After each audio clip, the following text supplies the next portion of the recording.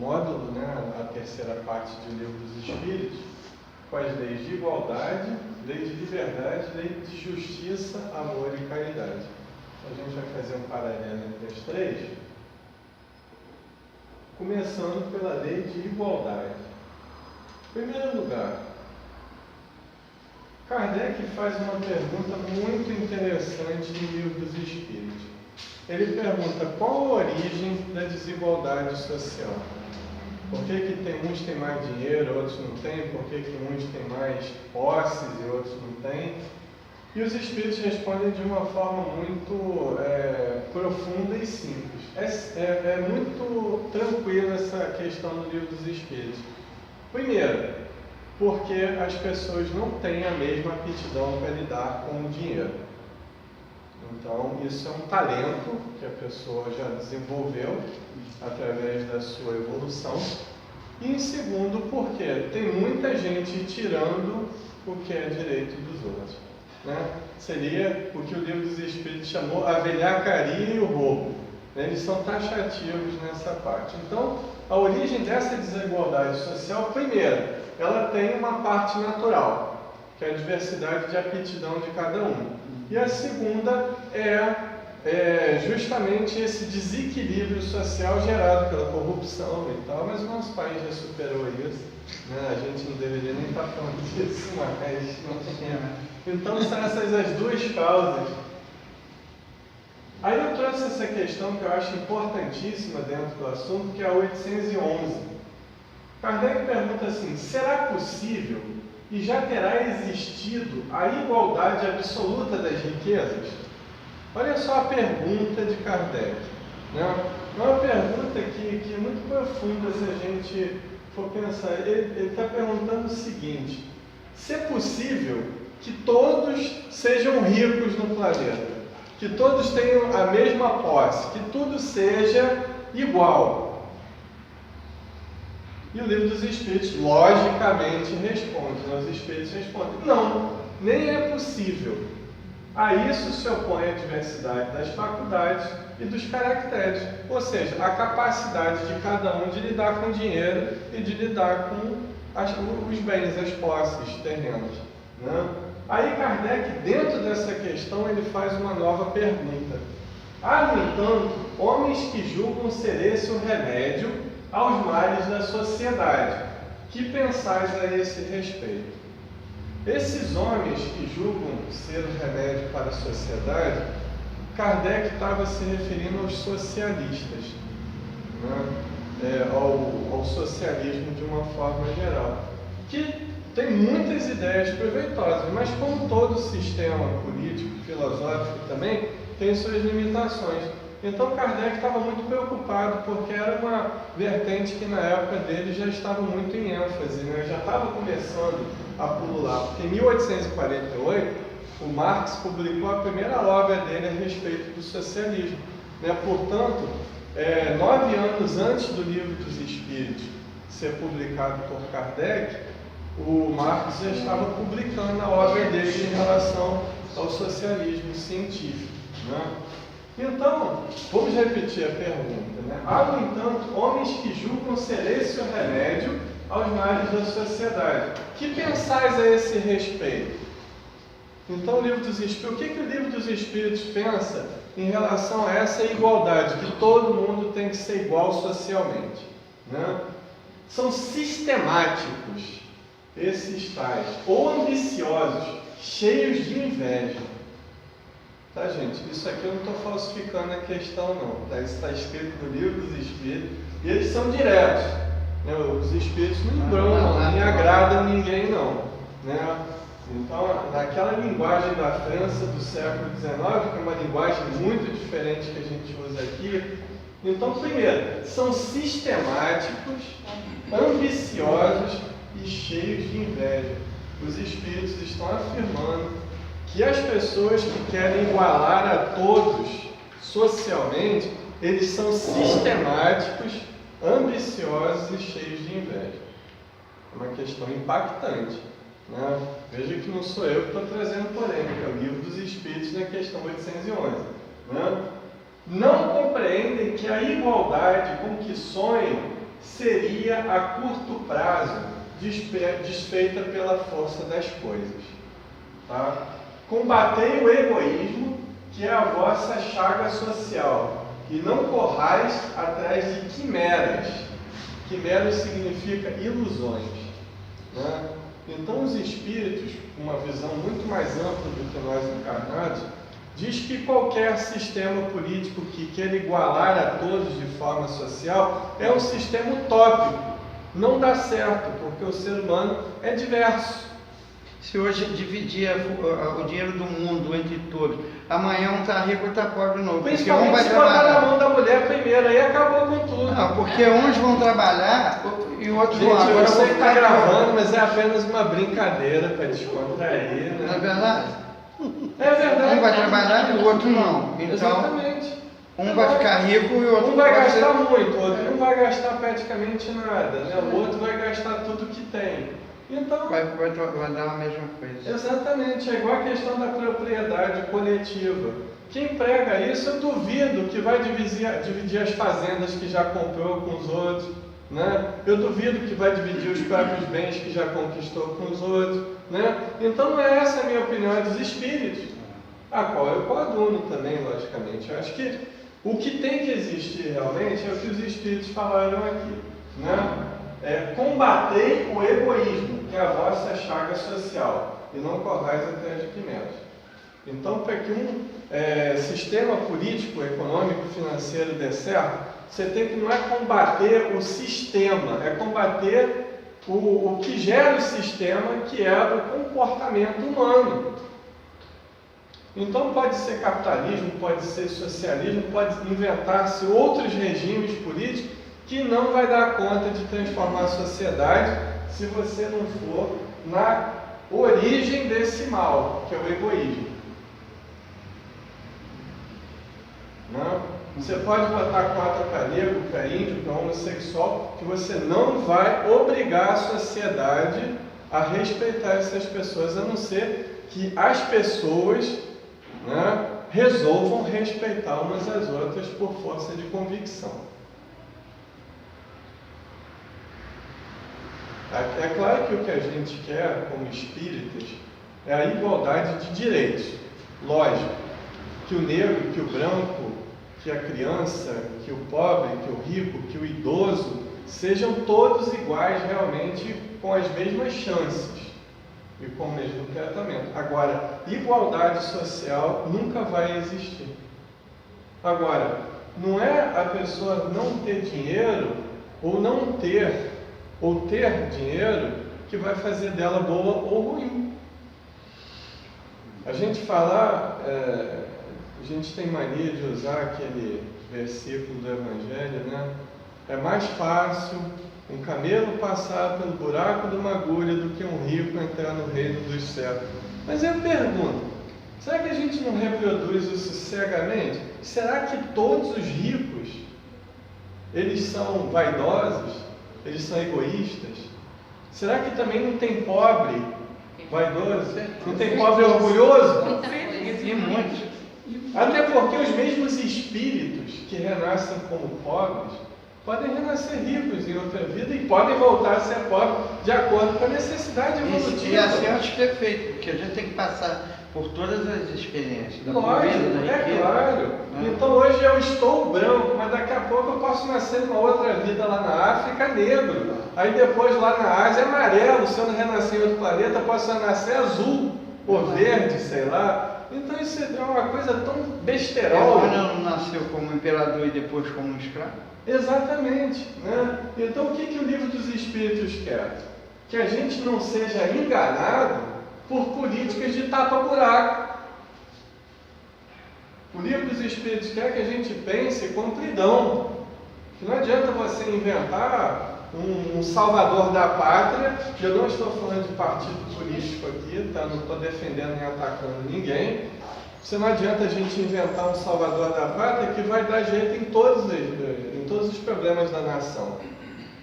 Até porque se fosse para um homem dar conta de tudo, Jesus já teria dado. Porque ele veio pessoalmente ao planeta Terra e não modificou. Porque ele sabe que tudo tem seu tempo. Né? Então, o que o livro dos Espíritos quer é igualdade de condições.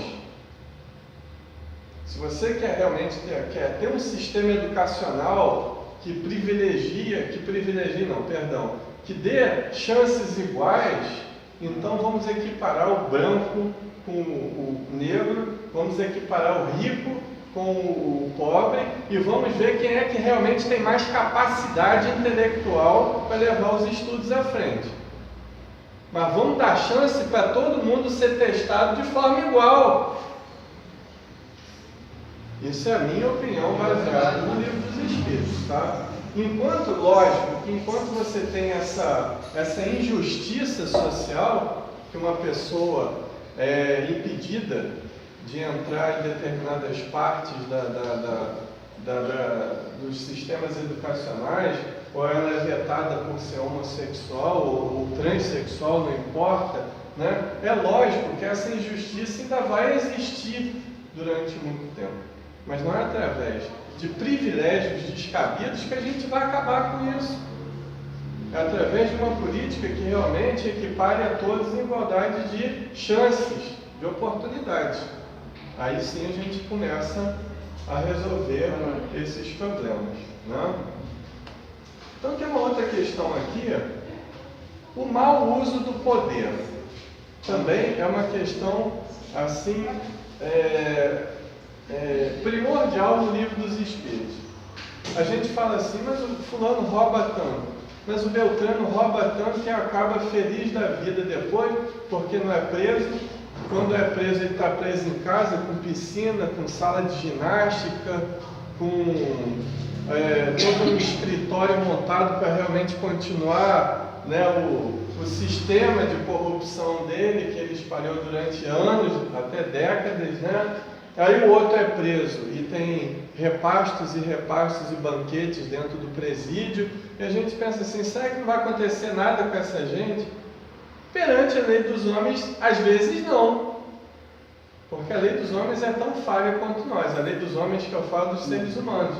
Agora, o Livro dos Espíritos vê isso de uma outra ótica, porque por mais que ele ou ela desvie dinheiro público, por mais que se trabalhe a favor da falência das instituições, de propósito, porque muitos deles fazem, porque muitos deles estão infiltrados ali justamente para desmembrar isso da sociedade, né? O Livro dos Espíritos vê isso de uma outra forma, ele vê da forma espiritual. O que vai acontecer espiritualmente com essas pessoas? Está nessa questão aqui, questão 807. Que se deve pensar dos que abusam da superioridade de suas posições sociais para, em proveito próprio, oprimir os fracos? Está falando diretamente dos políticos, né? Dos empresários, etc. Ou seja, de todo mundo que se utiliza da sua posição para abusar dos outros, para escravizar, para promover a injustiça, etc. Merecem anátema, né? Ai deles, serão a seu turno oprimidos, renascerão numa existência em que terão de sofrer tudo o que tiverem feito sofrer aos outros. Eu acho que o Livro dos Espíritos foi bem claro, né, o que vai acontecer com essas pessoas, né? Independente do partido, de ser homem, mulher, novo, velho, jovem. Ah, mas eu roubei porque eu fui coagido pelo sistema. Não foi, não. Porque se você se negar a ser corrupto, você consegue. Vai ser uma andorinha só, vai sofrer horrores dentro desse sistema corrompido, mas vai conseguir. Ou então vai ser alijado. Existem empresários aí, não vou citar nomes aqui, logicamente. O cara que já esteve na revista dos homens mais ricos do mundo. Adiantou alguma coisa isso para ele? Né? Até porque ninguém se torna o homem mais rico do mundo para sempre. Né? E isso denota o quê? Denota que muitas vezes ele usou da velhacaria e do roubo para ter esse status social, pelo simples prazer de estar no topo. Né? Então, não levem isso aqui à conta de lei de talião. Mas ele roubou, ele vai ser roubado na outra vida. Não, é porque ele precisa de ele ou ela, né? Porque existem muitas mulheres corruptas também, né? Ele ou ela precisam de uma vida, de toda uma reflexão para poder se livrar desse vício, que isso é um vício, né? Então, sem nenhum demérito para as pessoas que moram lá, mas vão renascer em favelas, em situações extremamente difíceis, vão renascer com doenças gravíssimas, porque isso não... Deus fala assim com ele, você roubou, agora eu vou te jogar uma doença no corpo físico na próxima vida. Não, ele mesmo destruiu o perispírito dele, através desses pensamentos e sentimentos que ele semeou. Então, é uma coisa que ele ou ela vão ter que aprender a desfazer por si mesmos, e esse processo pode durar vidas e vidas. Né? Pode não ser pego pela lei dos homens, pela lei divina todos nós vamos acertar as contas, né? De uma forma ou de outra. Prova da riqueza e da pobreza, é o que a gente falava. Nem todo rico é orgulhoso e nem todo pobre é humilde. Pelo que eu tenho visto, né, existem pessoas que não têm nem onde cair mortas, como diz o ditado, e são muito mais orgulhosas do que muitas pessoas milionárias. E eu conheço pessoas que têm muito, mas muito dinheiro, que fazem o bem em larga escala, mas que ninguém sabe porque ela faz questão de não aparecer. Aliás, ela está mais em acordo com Jesus do que aquele pobre que fala que faz alguma coisa por alguém para se amostrar. Né? Então, essa prova da riqueza, diz o Livro dos Espíritos, numa das questões, que é uma prova dificílima e perigosa, que a pessoa está testando os seus limites de poder. E o dinheiro geralmente atrai o poder também de alguma forma.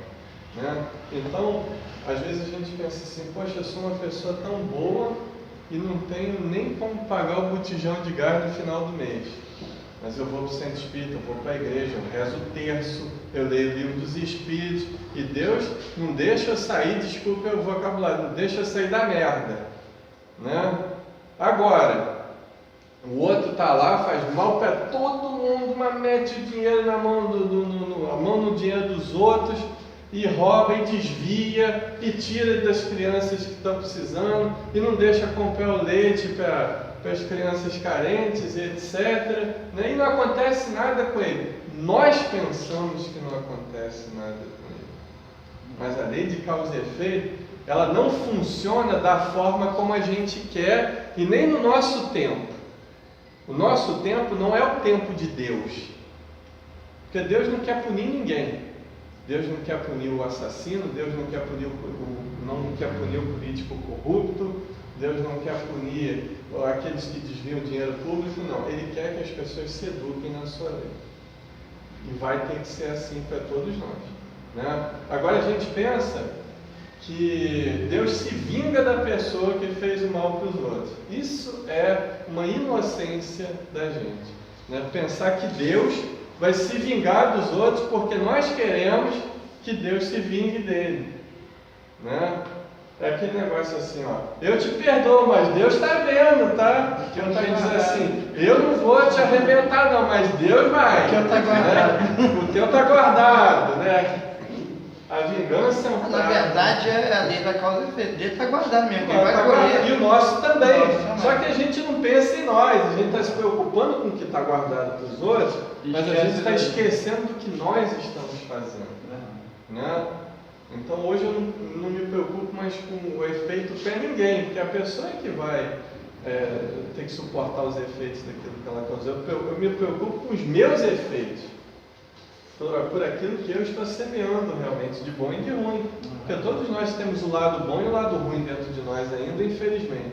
Os que não mostram o lado ruim são pessoas muito perigosas, fujam delas, entendeu? Enquanto puderem, porque são pessoas assim que vão explodir a qualquer momento, ou vão destruir a qualquer momento. Então eu gosto das pessoas sinceras e honestas, por mais que elas me desagradem. Né? E é o que o Livro dos Espíritos fala, que a gente lida com rótulos. O rico é ruim, o pobre é bonzinho, né?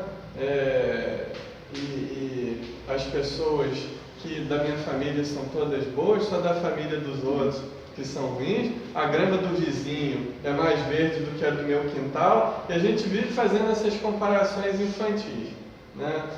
E ainda vive barganhando com Deus, né?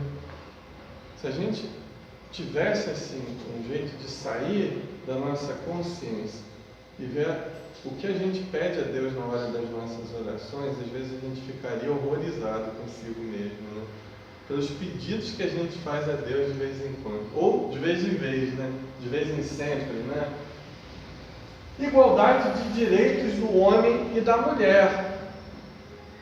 Gente, essa é uma das questões principais do Livro dos Espíritos para mostrar a atualidade da doutrina espírita. Ninguém falava em igualdade do homem e da mulher no século XIX. Eram raros os vestígios dessa igualdade, porque a mulher ainda deveria ser submissa ao homem. Há muito pouco tempo atrás, há 50, 60 anos atrás, eu conheço casos de mulheres que apanhavam de chicote do marido. Isso eu estou falando há 50, 60 anos atrás. Em 1857, Kardec já propunha a igualdade de direitos entre o sexo masculino e o feminino. Agora, essa questão tem uma interpretação vasta que eu trouxe uma questão polêmica para a gente debater aqui, né? Vamos lá na pergunta de Kardec, questão 822. Dá uma lida lá, Dani, você que é feminista. Estou brincando. Brincadeirinha, Dani. Uma legislação, para ser perfeitamente justa, né, deve consagrar a igualdade dos direitos do homem e da mulher. Olha a preocupação de Kardec, né, que a pergunta foi dele. Aí os espíritos respondem: dos direitos sim, das funções não. Dos direitos sim, das funções não. Eu sei que isso dá um debate bem grande, né? Vamos pensar que o Livro dos Espíritos é machista, que Kardec é machista, que essa coisa toda, mas vamos desenrolar a questão. Precisa que cada um esteja no lugar que lhe compete. Então, é a mulher em casa, lavando, passando, cuidando de filho, e o homem trabalhando. É isso que o Livro dos Espíritos quis dizer? A gente vai ver que no desenrolar da questão não é isso, né? Ocupe-se do exterior o homem e do interior a mulher. A mulher. Cada um de acordo com a sua aptidão. A lei humana, para ser equitativa, deve consagrar a igualdade dos direitos do homem e da mulher. Todo privilégio a um ou a outro concedido é contrário à justiça. Essa aqui é difícil, né? Tem gente que não é de passa direto dessa questão porque tem medo do debate, né? A emancipação da mulher acompanha o progresso da civilização. Então, na verdade, o Livro dos Espíritos não é machista. A emancipação da mulher acompanha o progresso da civilização, né? Sua escravização marcha de par com a barbárie. Né? Os sexos, além disso, só existem na organização física, visto que os espíritos podem encarnar num e no outro. Aqui tinha um trechinho que eu esqueci de tirar, mas era só isso que eu queria focar. A questão continua um pouquinho depois, né? Então vamos quebrar essa questão molecularmente para a gente digerir bem isso. Então Kardec aqui, é lógico, gente, que a sociedade do século XIX era uma sociedade diferente dessa que a gente vive no Brasil do século XXI e XX. Todavia, vamos pensar com muita calma. A mulher tem todo o direito de ocupar o mercado de trabalho, a mulher tem todo o direito de se emancipar do homem, graças a Deus, né? Aliás, uma das causas de divórcio é a emancipação da mulher. Que a mulher, ela não precisa mais do homem, graças a Deus, porque ela já... Está rindo de quê, Maria? Achando graça. Mas é verdade. Porque antigamente a mulher apanhava, só que ela não podia se separar, porque senão ela era considerada como prostituta. É ou não é verdade? É verdade. Né? A mulher não podia se separar, porque senão ela não teria quem cuidasse dos filhos dela, porque ela não conseguia oportunidade no mercado de trabalho. Agora, como a mulher tem uma emancipação e ficou muito introvertida durante séculos, e às vezes até milênios, vamos dizer assim, agora não quer saber de mais nada. É verdade? É verdade ou é mentira, gente? Entendeu? Porque na verdade, é assim, a mulher tem todo o direito de sair do mercado de trabalho, etc. Mas o instinto feminino, ele é peculiar à mulher, salvo raras exceções nos homens. Eu conheço homens que cuidam dos seus filhos muito bem. Isso não é uma radicalização, né? Mas o instinto materno, o instinto de criação é da mulher. Então, se ela sai de casa e não tem como suprir isso, como fica a educação, inclusive emocional, das crianças? E é com isso que o Livro dos Espíritos se preocupa, né? Aí que entra a grande sacada de nós no século XXI. O homem tem que aprender a dividir as tarefas com a mulher, as tarefas de casa, né? Eu vou obrigado, mas às vezes eu vou para a cozinha lavar a louça, às vezes não, às vezes de paz em sempre agora, né? E etc. Porque se a mulher se lança para o mercado de trabalho, que é um direito dela, e muitas vezes uma necessidade financeira, o homem tem que aprender a dar contrapartida em casa. O homem tem que aprender, porque muitas vezes também, o homem é criado de uma forma super protegida pela mãe. Que o homem não lava a louça, o homem não arruma a cama, o homem não guarda a sua roupa, o homem não faz isso, o homem não faz aquilo, porque ele vai perder a masculinidade dele, né? Então isso não deixa, a pessoa fazendo isso, a pessoa do sexo masculino fazendo isso, ela não vai deixar de ser homem, né? Então, há de se haver uma parceria. Até porque o estilo de família, o modelo de família para o século XXI, ele está mudando gradativamente. Muitas mães solteiras estão assumindo a família, e existem casais homossexuais, né, que provavelmente os dois têm que trabalhar para manter a casa, né, ou se forem casais homossexuais femininos também, e é uma coisa que a gente não tem que aceitar ou deixar de aceitar, ela acontece independente da nossa vontade. Então a gente está lidando ainda com o modelo de família tradicional, mas esse modelo de família está mudando gradativamente. Até porque a família ela vai se transformar num conceito consanguíneo, pai, mãe e filhos. Ela vai cada vez mais se transformar num conceito afetivo. Pessoas com as quais você tem afeto. Porque às vezes pessoas da sua família você não tem nenhum tipo de identificação a afeto. Eu digo da família consanguínea, né? E pessoas que nem são da sua família muitas vezes são irmãos de alma. Né? Então o conceito de família do Livro dos Espíritos ele se abrange, né, nessa questão da família espiritual. Então essa questão da igualdade do direito do homem e da mulher, ela tem que ser vista sem paixão. Porque quer queiramos, quer não, a mulher ela tem um psiquismo diferente do homem. E o homem tem determinadas tarefas que ele domina melhor do que a mulher e vice-versa, né? Então a gente precisa começar, e isso inclusive dentro do movimento espírita, a debater essas questões sobre a nova formulação da família e deixar de fingir que a família não está mudando no século XXI. Porque a família do século XIX e do século XX é uma família muito diferente da que a gente está desenhando hoje em dia, para o futuro.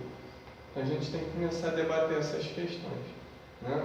Até porque muitos divórcios acontecem pela falta de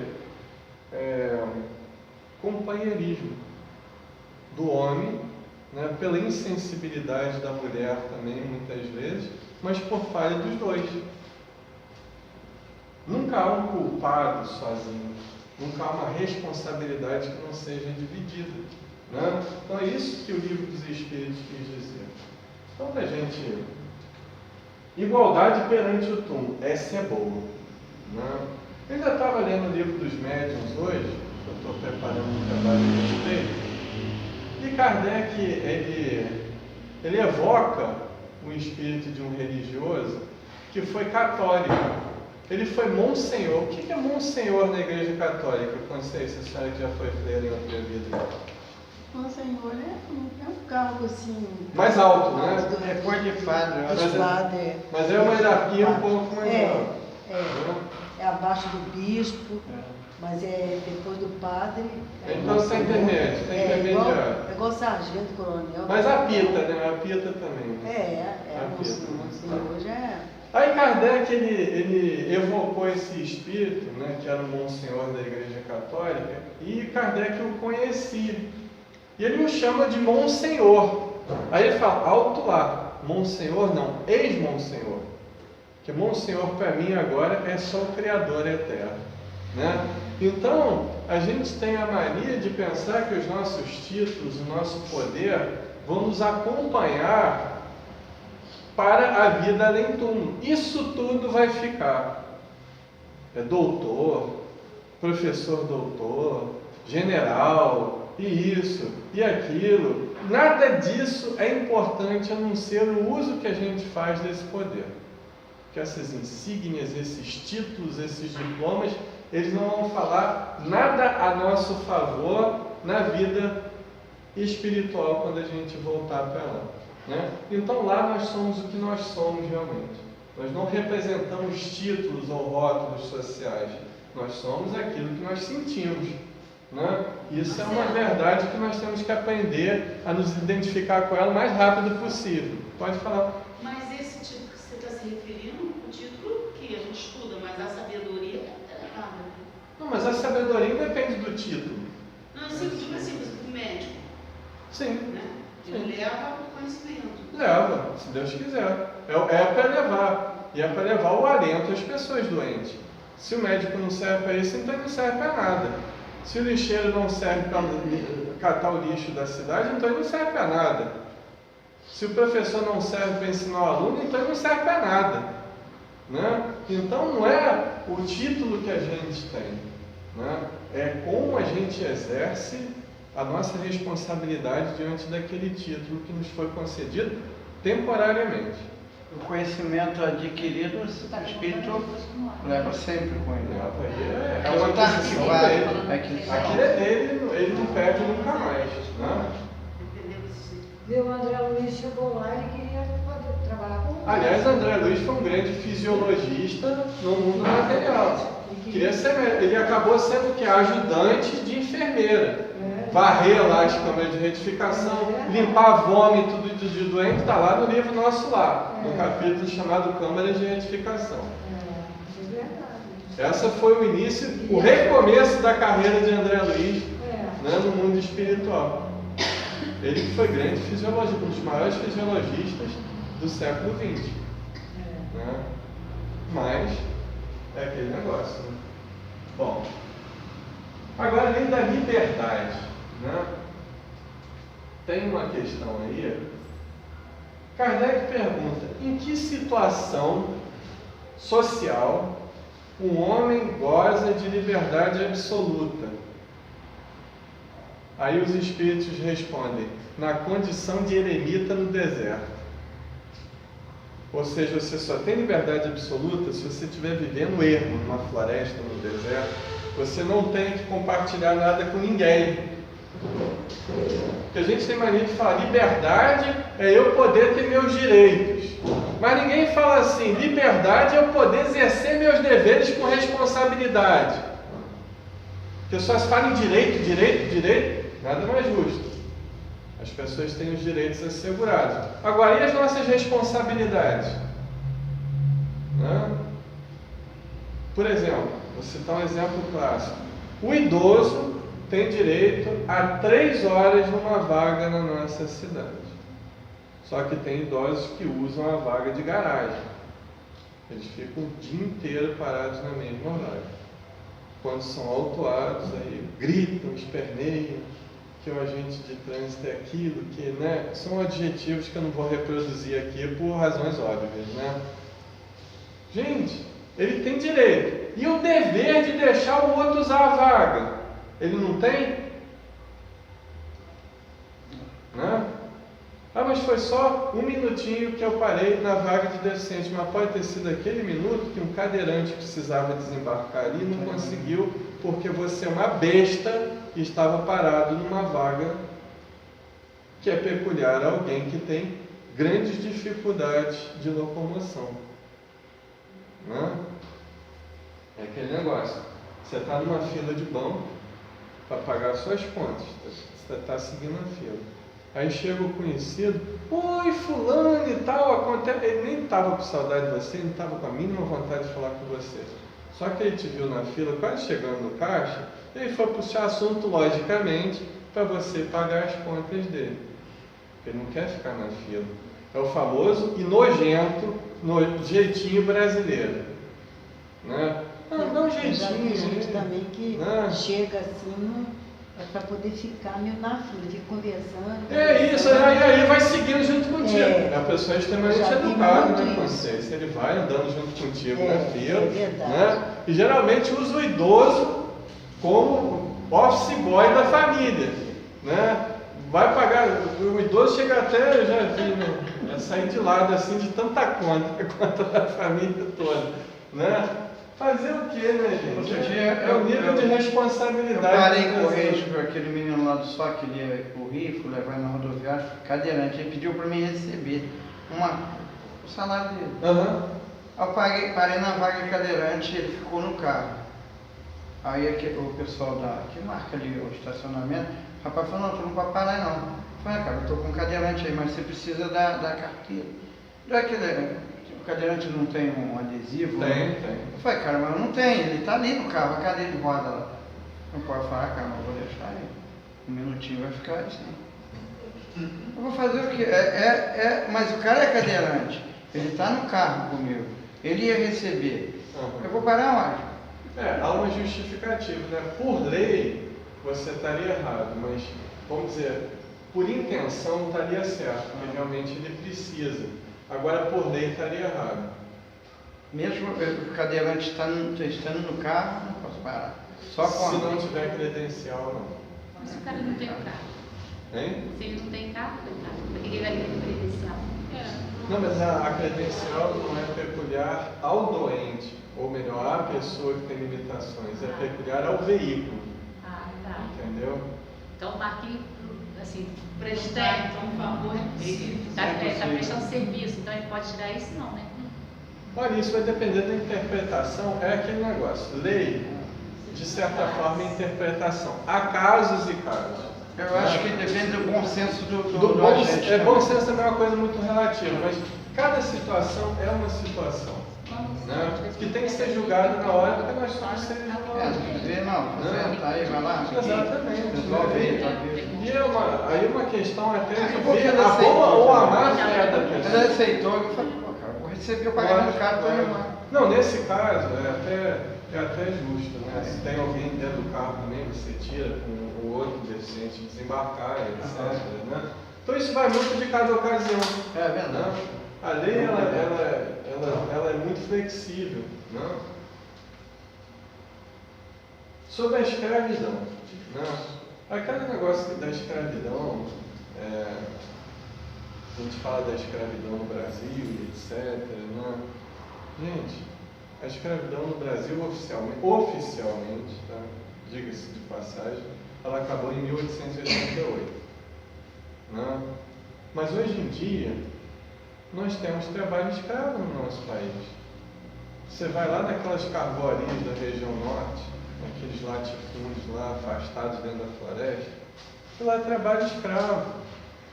Você tem meninas de 12, 13 anos que esperam nuas na beira da estrada os caminhoneiros pegarem para se divertir com elas, para poder levar o mínimo de dinheiro para casa para os pais poderem comer. Entende? Isso é escravidão. Aqui, naquelas salinas de Arraial do Cabo, muitos adolescentes estão praticamente cegos, porque não tem equipamento de proteção para eles. Porque o sal e o sol cego queimam a retina, né, em pleno século XXI. Você tem países da África, né, tem até um filme chamado Diamantes de Sangue, com o Leonardo DiCaprio, se não me engano, né? Aqui muitas daquelas cenas são reais. Né? Você vê em Angola, em Ruanda, você vê na fronteira da Nigéria com os Camarões, aquele é um verdadeiro inferno. Né? Um inferno de escravidão, um inferno de subordinação e etc., em pleno século XXI. Né? Mas a pior escravidão que existe é a escravidão psicológica. Por exemplo, uma pessoa se autoescraviza através da culpa. É verdade ou é mentira? Não tem ninguém te prendendo, você não está preso dentro de uma cela, não tem ninguém tolhendo a tua liberdade, mas você se autocondena. Você tolhe a tua própria liberdade através da culpa. Isso é uma forma de escravidão. Nietzsche dizia que a pior escravidão que existe é do homem para consigo mesmo. São as crenças reducionistas que a gente carrega dentro de nós, né? Baseadas na culpa, baseadas muitas vezes na discriminação disfarçada. Né? As drogas é um tipo de escravidão. De escravidão, qualquer vício é um tipo de escravidão, né? Com certeza. Liberdade de consciência e pensamento. Aí Allan Kardec faz uma outra pergunta. Existe alguma situação em que o ser humano goza de liberdade absoluta? Eles falam, pelo pensamento. A pessoa pode até fingir que está pensando igual você, porque você exerce uma influência de qualquer forma muito grande sobre ela. Mas na verdade ela vai fazer o que ela quiser. Ela só vai esperar o momento para se rebelar. Pensamento. Né? E é o que o Livro dos Espíritos diz, ó, que é o que resulta dos embaraços que se opõem à liberdade de consciência, constranger os homens e os seres humanos, né, a procederem em desacordo com o seu modo de pensar, fazê-los hipócritas. Se você não concorda com determinada coisa dentro da tua religião e tem medo de falar por sofrer as represálias, então você é um hipócrita. Nós somos hipócritas se nós agimos dessa forma. Né? Se você levanta uma forma diferente de pensar, lógico que vai ter repercussão, lógico que vão ter represálias, mas dane-se as represálias. Eu penso como eu tenho que pensar, e claro, se alguém tiver um argumento melhor do que o meu, pela própria força das coisas, eu serei obrigado a seguir esse argumento. Né? É por isso que a religião se cristalizou. Por isso que Kardec não considera o Espiritismo como uma religião, porque ele tem um caráter progressivo. O Espiritismo vai evoluindo junto com a ciência. Né? Então a liberdade de consciência é um dos caracteres da verdadeira civilização e do progresso. Você pode ir lá e arrebentar um terreiro de candomblé, botar fogo nele. As pessoas vão ficar com medo de praticar. Como a mãe de santo lá, que o terreiro dela foi destruído, o barracão dela foi destruído, com certeza eles estão com medo. Mas eles não vão deixar de ser candomblecistas por causa dessa covardia que fizeram com eles. Né? O simples fato de nós discordarmos dos evangélicos não quer dizer que eles vão deixar de ser evangélicos por causa da gente. Né? Então, o Livro dos Espíritos prega uma harmonia. E você tem que aprender a respeitar a crença dos outros. Isso até dentro da mesma religião que você professa. Né? Agora, o Livro dos Espíritos faz uma questão... Opa, vamos voltar aqui, volta. Aqui. Toda crença é respeitável? Com certeza. É? O que vocês acham? Toda crença é respeitável? O materialismo é uma crença?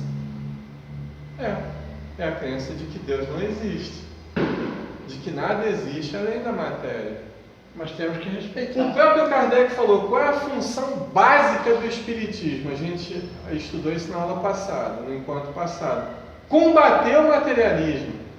Kardec combateu o materialismo em todo o momento, a todos os momentos, né? Mas falou de Deus, tá bom, não tá não. Porque você pode botar o nome de Deus para tirar o que uma pessoa não pode dar no salário mensal dela. Isso é uma crença que tem que ser combatida. Mas eu tenho que respeitar a maneira que o outro pensa, se ele é. Eu acho que eu tenho que Desde que ela não ofereça prejuízos para a sociedade. Você tem que respeitar o budista fazendo a meditação dele, você tem que respeitar o vovô dando as consultas dele dentro do terreiro de Umbanda, você tem que respeitar o muçulmano orando na mesquita, lógico que tem. Agora, quando o muçulmano se enche de bombas na cintura e vai explodir um supermercado, quem tem que chorar é a mãe dele, e não de quem está dentro do supermercado. Quem tem que ir para os altos é ele sozinho. Então, crença é diferente de religião? A religião é um conjunto de crenças. Tá? Crença, por exemplo, eu tenho a crença que vai chover amanhã. Entendeu? E às vezes a crença não tem nada a ver com religião. Entendeu? Aí Kardec pergunta, toda crença é respeitável? Vamos ver o livro. Para respeitar a liberdade de consciência, dever-se-á deixar que se propaguem doutrinas perniciosas, ou poder-se-á, sem atentar contra aquela liberdade, procurar trazer ao caminho da verdade os que transviaram obedecendo a falsos princípios? Né? Os Espíritos respondem, certamente que podeis e até deveis combater essas crenças, né? Mas ensinai a exemplo de Jesus, servindo-nos da brandura e da persuasão, não da força. Isso é que é difícil. Você combater uma crença nociva sem usar da violência, da força, né? É isso que o Livro dos Espíritos está afirmando. Mas ali você falou, certamente que podeis e até deveis combater. Combater, né? Porque eu lia, porque Kardec perguntou assim, deixar de poder se atentar contra a liberdade, procurar trazer ao caminho da verdade que se transviaram a falsos princípios. Né? Os falsos princípios aos quais Kardec se refere aqui, não é porque a pessoa tem uma crença diferente de você. Né? Os falsos princípios são aqueles princípios que trazem prejuízo para a sociedade. Né? Por exemplo, um falso princípio seria dizer que o suicídio é a solução para todos os males do ser humano. Isso não é uma crença? É uma crença. Isso não é um falso princípio? Por que nós espíritas não combatemos isso de forma mais veemente?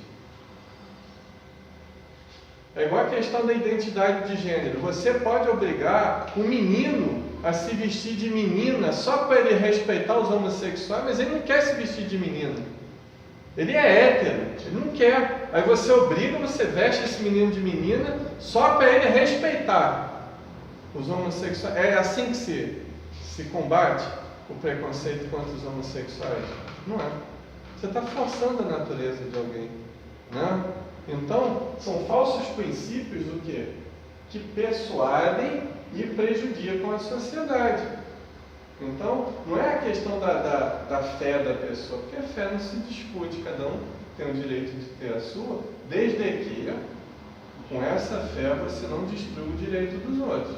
O homem bomba, por exemplo, ele tem uma crença. Depois que ele se matar, ele vai para um céu de iogurte e vai ter 40 virgens. Até parece que isso é céu, né? 40 mulheres falando no ouvido dele, né? Já perceberam aí como é que o cara é burro, além de tudo? Né? E primeiro que ele não vai para o céu coisa nenhuma, né? Porque ele é suicida, etc. Depois ele vai, de acordo com o nível de consciência dele, ele vai resgatar de uma forma bem dura. Isso é um princípio nocivo, e é religioso, que é uma facção do Islã. Né? Outra crença nociva que você deve aguentar tudo de uma pessoa que você fez mal para ela em outra vida. Aí você não pode se separar do traste, porque na outra vida, ninguém te falou isso, você que criou essa crença dentro de você. Não, o Espiritismo ensina que eu tenho que suportar tudo da pessoa, porque eu fiz mal para ela em outra vida. Aí você toma porrada do marido, né? Você deixa os teus filhos te bater, você deixa os outros passar por cima de você, tudo isso porque você foi uma pessoa muito malzinha na outra vida. Então está resgatando. Isso é uma crença nociva. Mesmo porque a gente não sabe, não tem certeza disso. Não, e mesmo que tivesse, não é porque eu fiz mal com uma outra pessoa que agora eu tenho que resgatar, deixando ela me arrebentar. Isso não é da lei divina. A gente evolui primordialmente através do amor. Se a gente ama alguém, a gente ama de forma consciente. Não é porque tem que suportar, até porque suportar não é amar. Né? Já entrando no próximo tópico, que é a... Rapidinho, Pode falso princípio que você falou, Uhum. é que nem eu vi no Facebook, até compartilhei, tem que parar com essa mania, de um pastor dentro de uma igreja na hora do culto, amaldiçoando um fiel, Eu vi. porque ele não deu o valor que ele pediu. Que pediu. Então não serve para a igreja porque ele não deu o que o pastor pediu. Isso é um falso princípio. Jesus nunca falou isso. Você tem que discriminar as pessoas porque elas não podem dar igual ou não querem dar igual às outras. Isso é um falso princípio. Ah não, mas eu tenho que respeitar a crença dos outros. Não. Eu tenho que respeitar que ele crê que Jesus é Deus. Isso é problema dele. A gente não crê dessa forma, mas ele não está me prejudicando com essa crença. Ah não, mas eu tenho que combater os evangélicos porque eles não creem na reencarnação. Não, é um direito que eles têm não crer na reencarnação e isso não vai me prejudicar de forma social. Entende? Agora, se por exemplo eles falam, nós vamos reunir um exército para matar tudo quanto é um bandista, ou tudo quanto é espírita, acho que aí os espíritas vão se coçar e vão sair da inércia que vivem. Né? É isso, entendeu? Aí sim vai ter que se usar uma força contra essa crença, entender quando uma crença é nociva e quando não é, né? Livre-arbítrio e fatalidade. Às vezes a gente pensa que tudo que acontece com a gente está predeterminado. Eu tenho que sofrer mesmo porque eu fui uma pessoa muito mal em outra vida. Essa é uma crença que tem que ser combatida. E o Livro dos Espíritos jamais disse isso, e pelo contrário, diz inversamente o contrário disso. Né? Vamos ver? Questão 851. Haverá fatalidade nos acontecimentos da vida, conforme é o sentido que se dá a este vocábulo? Quer dizer, todos os acontecimentos são predeterminados? E neste caso, que vem a ser do livre-arbítrio? Né? Vamos ver a resposta dos Espíritos, que interessante. A fatalidade existe unicamente pela escolha que o Espírito fez ao encarnar desta ou daquela prova para sofrer. Né? Escolhendo-a, instituiu para si uma espécie de destino, que é a consequência mesma da posição e que vem a achar-se colocado. Falo das provas físicas, pois pelo que toca às provas morais e às tentações, o espírito, conservando o livre-arbítrio quanto ao bem e ao mal, é sempre senhor de ceder ou de resistir. Pobrezinho, ele nasceu na favela, é por isso que ele rouba o tênis do menino que tem dinheiro lá na Zona Sul. Pobrezinho é o caramba, ele é ladrão. Entendeu? Porque tem gente na favela que é decente, aliás a maioria, graças a Deus. Entendeu? Porque tem gente que trabalha 12, 16 horas sendo explorado pelo patrão para sobreviver, para não roubar ninguém. Então por que ele é pobrezinho só porque nasceu na favela? Eu me ponho no lugar dessas pessoas, porque se eu nascesse num ambiente de extrema violência como esse, eu não sei realmente o que eu teria feito da vida. Né? Mas não é justificativa porque você nasceu no meio de pobreza, você roubar os outros, você parar um carro de uma pessoa e assassinar friamente uma mulher, como foi feito aí na semana retrasada por um deles, entendeu? E dizer, eu sou pobre, por isso que eu roubo. Entende? Isso não é justificativo. Você está lesando o direito de alguém. Não? Então, a fatalidade que existe, como o próprio livro dos Espíritos diz, é na escolha que nós fizemos, ou que nos foi imposta, quando a gente não tem condições de escolher, do tipo de vida e na família que a gente nasceu. Agora, o que eu vou fazer dessa vida, com todas as dificuldades que ela me oferece, isso depende do livre-arbítrio. Se vocês não sabem, um dos maiores cientistas da NASA, ele é brasileiro. E sabe onde ele nasceu? Na favela da Rocinha. Não precisou roubar tênis dos outros, não precisou virar avião. Ah, mas isso são poucos. Por quê? Porque poucos têm vontade realmente de se superar. Porque quando a maioria tiver vontade de realmente fazer a reforma íntima, já tiver condições para isso, não vai ter essa justificativa do governo tem que ser maternal ou patriarcalista. Porque o governo não tem obrigação de sustentar a pessoa para a vida inteira.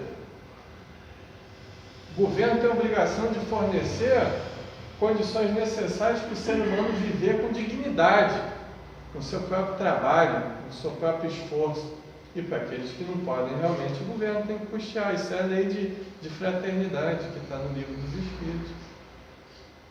Mas tem uma grande indústria que a gente muitas vezes não consegue identificar, que é a indústria da seca. Por exemplo, no Nordeste, por que não se acaba com aquilo lá? Porque não vale a pena, porque senão não traz mais voto. Aqueles ossinhos mentirosos que eles fundam, toda a pré-eleição, que ele para de funcionar um mês depois que o cara é eleito, miraculosamente. São todos esses programas sociais que não foram criados apenas por um governo. Eu estou criticando todos eles, não é só apenas um partido, que sustentam vagabundos durante a vida inteira. Essa é que é a grande verdade. Me desculpem a forma incisiva, porque o assunto exige.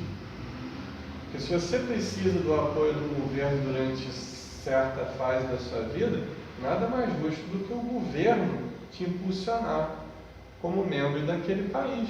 Agora, o governo não tem a obrigação de ficar carregando vagabundo pelo resto da vida, que não quer trabalhar. Entende como é que funciona isso? Aí, muitas vezes, a pessoa que realmente precisa, ela não consegue receber como o outro que recebe, que não precisa. Porque dá trabalho fazer essa viagem. Porque tem que botar quem não faz nada atrás da mesa para trabalhar. E não quer trabalhar. Isso é que é a grande verdade. Não? Então, é aquilo. Bom, conhecimento do futuro e livre-arbítrio. Vocês já pensaram, se vocês soubessem o dia que vão morrer? Você gostaria de saber, Conceição, o dia que vai morrer? Fala a verdade. Da forma pela qual nós vamos morrer, vocês gostariam de saber? Graças a Deus que a gente não sabe, né? Então, quando os bons espíritos nos levam a conhecer parte do nosso futuro, quer seja individual ou coletivo, é porque isso mais à frente vai trazer consequências benéficas para nós mesmos e para a sociedade na qual a gente vive. Mas afora isso, eles não liberam nada para a gente que não tenha um valor normativo e absoluto de ajuda evolutiva. Não? Imagine se a gente tivesse a clarividência de ver as pessoas como elas foram em outras vidas.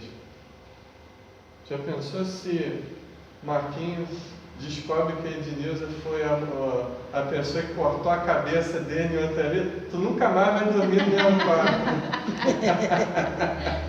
É por isso que tem o esquecimento do passado, para não prejudicar o nosso livre-arbítrio, sobretudo para reconciliação, para perdão, né? Então, é justamente aí agora que a gente... Só sobre isso que você acabou de falar. A gente tem esse dom do esquecimento para não prejudicar a evolução, né? Exato. Eu vi no Facebook também um menino, acho que foi nos Estados Unidos, que ele conta que ele era dono de loja num determinado lugar. Aí ele nasceu mais ou menos um ano depois desse acidente. Eu conheço a história. Então, e ele pegou e contou tudo em detalhes. Eu fiquei maluco com isso, como é que pode?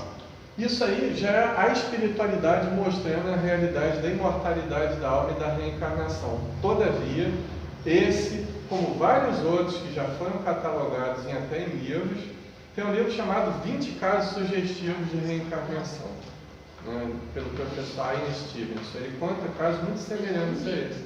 Né? Mas essas lembranças desaparecem daqui a uns 2, 3 anos na vida dessa criança. Ele não vai mais lembrar de nada disso. E aquilo é uma prova da reencarnação e da imortalidade da alma. E nem assim as pessoas aceitam. Mas só que nesse meio tempo ele foi lá, procurou uma mulher, procurou uns filhos e com a cabeça de todo mundo ficava. Como o filme, né? Minha Isso é vida, aprovação para a antiga família dele também. Entendeu? é aquele filme Minha Vida em Outra Vida. Minha É, isso vida, aí, minha esse vida. filme mesmo. Isso aí, É. foi esse que eu vi. Imagine a gente descobrir que nós somos o nosso próprio tataravô. Ou bisavô, quem sabe? Complica a Né? cabeça. Quem foi meu bisavô? Pode ter sido eu mesmo. Né? A reencarnação tem uns lances assim bastante curiosos, mas isso aí é uma prova, tanto para ele, o espírito que lembra, que é uma exceção, quanto para a família atual dele, quanto para a família que ele tinha na vida imediatamente anterior, entendeu? E ao mesmo tempo para a sociedade é um desafio, para o materialismo. Porque como um menino daquela idade ia saber coisas íntimas da família, telepatia, e quando era coisas que só o espírito sabia, quando era vivo ninguém sabia. Como uma carta que um deles deixou enterrada dentro de um baúzinho lá da casa dele, que ninguém sabia daquilo.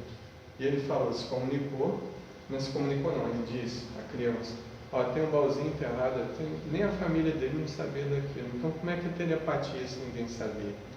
Só que eles não respondem, quem tem que responder é eles. Né? Ah, mas prova que Deus existe, então prova que Ele não existe. Né? Estamos empatados, né?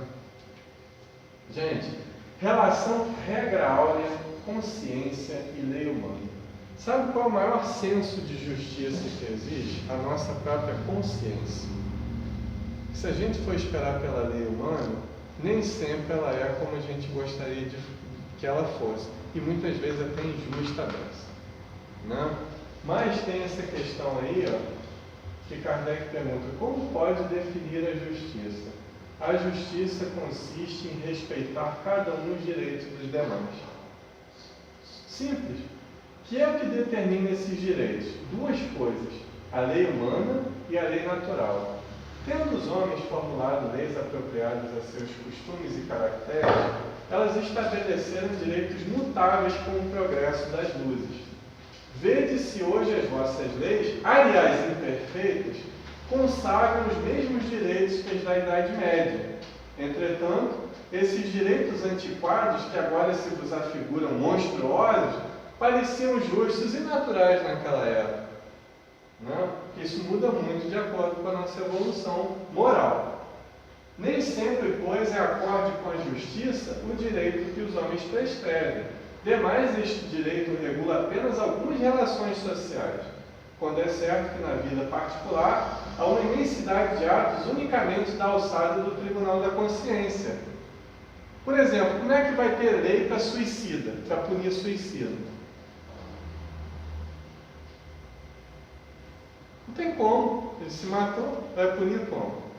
Né? As leis, é o que Kardec falou, as leis não prevêem os crimes contra você mesmo. Pode ter, em algumas legislações, você ser punido por tentar se suicidar e não conseguiu, mas se você conseguiu, como é que a lei vai te punir? Né? Então é o que o Livro dos Espíritos diz. E aí, para a gente terminar, dentro da lei de justiça, amor e caridade, o verdadeiro sentido da palavra caridade. Dar sopa para os outros na rua é caridade? Dar sopa para as pessoas de rua é caridade? Eu acho que É um tipo de caridade. acho que é mais um dever, né? Se você tem mais do outro. Tá, então vamos lá. Você visitar os doentes no hospital é caridade? Se for por amor, sim. É. Porque não adianta ir lá. Acho que tudo que eu fizer para o meu próximo, com amor, sem nada, querer nada de volta, é caridade. Eu também É isso aí. acho isso. Essa é a regra. Né? Kardec perguntou na questão 886, qual é o verdadeiro sentido da palavra caridade? Eles responderam, benevolência para com todos, indulgência quanto às imperfeições alheias, perdão das ofensas. Então toda ação que não for benevolente, que não for indulgente, ou que não for voltada para o perdão, não pode ser considerada caridade. Caridade é uma coisa, são essas três vertentes que a gente acabou de falar. Outra coisa é filantropia. Se você dá uma cesta básica para alguém, zombando daquela pessoa, ou querendo que ela te retribua algo depois, isso não é caridade. É no máximo filantropia quando é filantropia, né? E assim sucessivamente. Então, nós temos sido benevolentes com as pessoas. Mas aí o livro dos Espíritos pergunta, mas vós condenais a esmola? Questão 888 do livro dos Espíritos. A esmola significa a beneficência, o cobertor, a comida, né, aquela coisa toda. Isso não é condenável, né? Não é, dizem os Espíritos, a esmola que é condenável é como ela é dada. Esse é o segredo. Né? Muitas vezes, você fazer todas as vontades do teu filho, isso não é caridade, você está destruindo aquele futuro adulto. Ele vai crescer sem limite. Isso não é caridade. Você ser bonzinho sempre para o teu filho, isso não é caridade. Porque às vezes o Darth Vader, né, tem que aflorar um pouco. E como, né, Maria Inês? Né? E às vezes, não vou falar isso não, senão depois alguém vai distribuir esse vídeo aí para o Conselho Tutelar, vão mandar me Como prender. já Uma aconteceu, palmada também, às vezes... Aconteceu comigo na sopa, eu já falei uma vez, debaixo de chuva, o cara, poxa, arruma uma camisa para mim, pegou a camisa, pô, não tem outra cor? Pega outra camisa de outra cor, pô, mas você, eu falo, não dá um tempo, né? Ah, pelo amor de Deus, né? Eu estou aqui querendo te ajudar, Não, ele fica pelado, então fica com e eu frio. debaixo de chuva. Não, é problema dele, pelo amor de Deus. Cara, se eu tiver com frio, o cara me deu um casaco rosa choque. Mas então aí, não tem, pô, o que eu vou fazer? Ué, entendeu? É igual, por exemplo, você vai distribuir sopa, eu vi isso pessoalmente, o cara pega assim, um negócio que estava até bem feito, que eu também tomava, né, e tal. Aí o cara pega, quer essa merda, não. Vocês estão pensando que eu sou o quê? Sou cachorro, não. Então não está com fome, então vai se danar, entendeu? Deixa para o outro que queira, entende? Porque isso não é caridade, entende? Você tem que ajudar quem quer ajuda. Apesar que alguns são desequilibrados mentalmente, então... Não, aí já é outra coisa, não, aí é outra coisa, né? Aí cada caso é um caso. Você não pode recriminar uma pessoa que não está com as suas faculdades mentais um dia por ter gritado com você, tentar te agredir, ela não está nas faculdades perfeitas. Já são orgulhoso. Aí já é diferente, né? É diferente. Então, caridade é isso, é benevolência, é indulgência e a tentativa do perdão. Isso tudo em gradações, né? A gente perdoa, mas às vezes não perdoa como deveria, né? Não perdoa 70 vezes 7, mas perdoa aí uns 2 vezes 2, né? Mas já é o começo, né? A gente não pode também se culpar, pô. A meta é o perdão incondicional, mas a gente também não pode fingir que perdoou uma pessoa sem ter perdoado. Só porque a minha religião me diz para me perdoar, não quer dizer que eu tenho que perdoar de uma hora para outra também, porque eu tenho o meu tempo, cada um tem o seu tempo, né? É a mesma coisa, você pode ser muito indulgente para uma coisa e ser intolerante para outra, né? Você pode ser indulgente com uma pessoa que te faz o mal, mas você pode ser, não ser indulgente com uma pessoa que soltou um pum fedorento perto de você. Né? E o ser humano ele é assim o tempo inteiro, ele oscila. Nós oscilamos, né? E a gente tem que aprender a aceitar essa oscilação dentro da gente, porque nós somos seres humanos ainda, né? Em busca dessa perfeição. Não é porque eu estou em busca da perfeição que eu tenho que ser perfeito de uma hora para outra. Eu tenho que procurar me corrigir incessantemente. Eu não tenho que esperar que os outros me corrijam.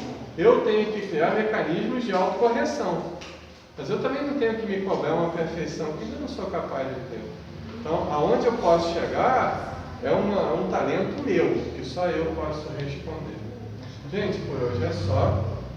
Então a gente volta na semana que vem.